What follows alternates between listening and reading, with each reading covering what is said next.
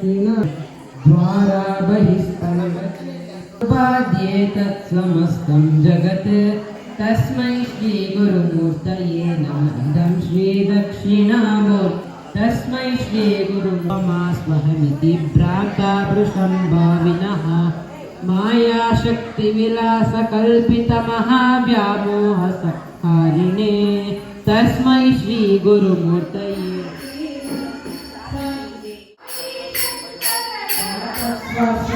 प्रबोधसमये प्रज्ञायते तस्मै श्री गुरुमूर्तये नमः।